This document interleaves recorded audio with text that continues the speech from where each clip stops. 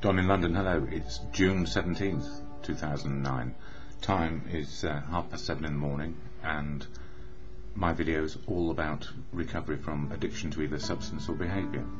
My substance, alcohol. It could have been drugs, it could have been rock and roll, I don't know what it could have been, but it was alcohol. And my behaviour, trying to be the best I could, in fact trying to strive for perfection, when in fact it would have been better to look for progress and not perfection at all. If we're striving towards a goal which is too far ahead, we will always be disappointed and we will never feel fulfilled. And what have I learned over the last few years? Simply to keep it in the day. Live in the day, be in the day, experience today. And it may seem a bit of an ordinary statement to a lot of people, but how often do we go back to our history, get stuck in the what if, and how often do we look forwards to maybe retirement or endings? And the actual answer is, if we are on the journey and experiencing the journey fully, we can have great joy and great sadness along the way, and we learn wisdom. So for me, one day at a time is the only way to approach my recovery. And what helps me is family, community, society, a good conscience, hopefully, most of the time, and the fellowship of AA, Alcoholics Anonymous. And I can't speak for it. It's full of unique, authentic people who can speak for themselves. And I wouldn't want to be a representative of it, because it doesn't need any. It's simply a fellowship of people who are trying to stay sober a day at a time. And I share my experience, strength and hope, what's going on with me, well, I guess as an example, and because it helps me keep in the day. So when I go to AA meetings, there is a preamble set, the starting point of every meeting, if you like, of which there are 720 in London, I have been informed. So AA, this is the preamble, shared at every meeting for old-timers and newcomers alike. It goes like this. Alcoholics Anonymous is a fellowship of men and women who share their experience, strength and hope with each other, that they may solve their common problem and help others to recover from alcoholism. The only requirement for membership is a desire to stop drinking. There are no dues or fees for AA membership. We are self-supporting through our own contributions. AA is not allied with any sect, denomination, politics, organisation or institution. Does not wish to engage in any controversy, neither endorses nor opposes any causes. Our primary purpose is to stay sober and help other alcoholics to achieve sobriety. And I'm on a course for, I suppose, to be educated about type 1 diabetes, which I've had for several years, and it's profoundly impacting on me. The gift of this course is I'm able to better understand my diet, my exercise and my insulin requirements on a daily basis, and it has a formula and a way of working, and it pleases me because it's giving me back choices in what I can do to keep well, similar to AA and the fellowship. So in the fellowship I have 12 steps of action as an individual I can take, and if I'm open, honest and willing to have a go, I can make some progress on a daily basis. And I don't know why I was chosen to go on this particular one-week program or course on how to deal with diabetes, because it's a rare occurrence. You know, it's one of the best courses I've ever attended, and I'm only on day 3, well, about to start day 3. So the gift for me is, for whatever reason, providence, nature, whatever the intervention was, this could save my life on a daily basis too. So the fellowship, I lean on it, that's AA. It gives me wisdom, experience, strength and hope, and a bit of courage, faith and confidence to keep on going, even when life is really tough. And believe you me, this course is tough, simply because I'm absorbing so much information, and I'm glad I can, and that's all down to recovery. So for me, on these videos, I share daily reflections, which is 1 page a day, and 12 months, 12 steps of action in the AA program. So June is about defects of character and having them removed.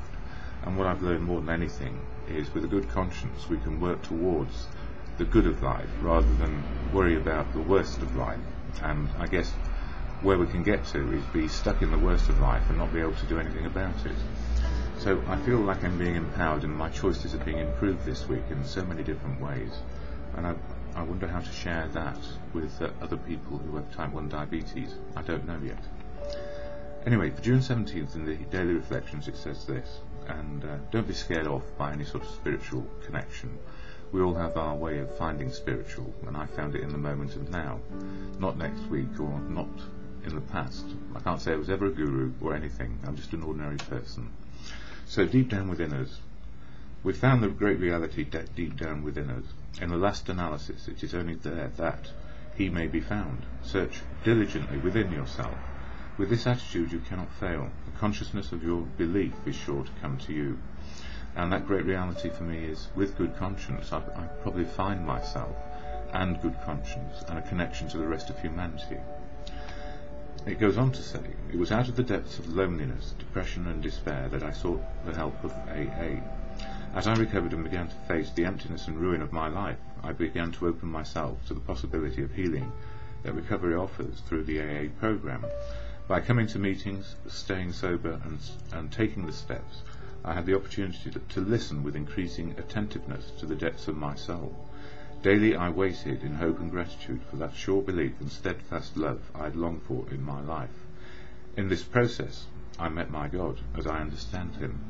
And for me, and I know there are 6.5+ billion people on this planet, everybody has an understanding of God as they see it, whether there is one, there isn't one.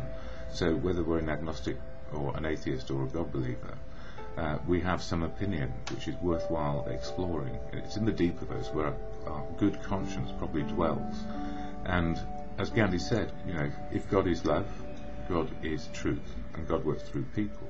To the good of good conscience, then we're onto a winner. We have a good outlook, rather than defective, thinking the world is doing me down. I've got to put a brave face on, I'm fearful, and my ego is superficially keeping me protected from the world. So I guess what I'm saying is we need to let the world in so we can enjoy it, absorb it, be sad or happy about it. And in doing that, we open up the possibilities rather than trying to will ourselves to be well or will ourselves to the next goal. And we only get to know if something is appropriate for us by exploring the possibilities. And we can get so narrow. It's so easy to go narrow in our living, go excluded or become excluded, isolated, and back in a problem. So the whole of the fellowship is about from problem to solution. And the gift of this program of type 1 diabetes control is making me able to understand what injections I need to do and when, how to correct a problem, whether it's too high blood sugar or too low blood sugar. Now the reason I can do this, and I've actually got type 1 diabetes, is I've been long enough on the planet to get it. So I was sober in my time, and the opportunity to get type 1 diabetes was there. Best guess is not lifestyle, it was a virus. And in a way I'm relieved that it wasn't me who caused it, but being alive long enough is just as good as anything. So, and as Bill sees it, this one, there are words of wisdom on every page, and if we're stuck in a rut or we can't see a way out, a bit of meditation and reflection, and it could be called prayer as well, but it's meditation basically about what is to the good of life. So on page 129 it says the way of strength. We need not apologise to anyone for depending upon the Creator. That's nature and providence for me. We have good reason to disbelieve those who think spiritually is the way of weakness. For us it is the way of strength, and it's about understanding what spirituality is. And for me it's very simply the truth of now, seeing the truth as best we can without denial. And a very good theologian who got to the top of his particular hierarchy said, when asked what is spiritual, he simply replied it was the ability to cope. And that's so good. It goes on to say, the verdict of the ages is that men of faith seldom lack courage. They trust their God, good conscience most likely, so we never apologise for our belief in him. Instead we try to let him demonstrate through us what he can do. And the gift of that is the big picture, being a part of, included, and here we are.